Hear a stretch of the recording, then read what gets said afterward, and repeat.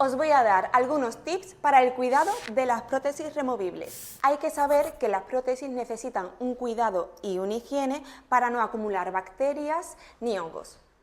Primero, hay que saber que nuestra prótesis hay que lavarla después de cada comida. Para hacerlo, hay que hacerlo con jabón neutro o jabón específico para prótesis.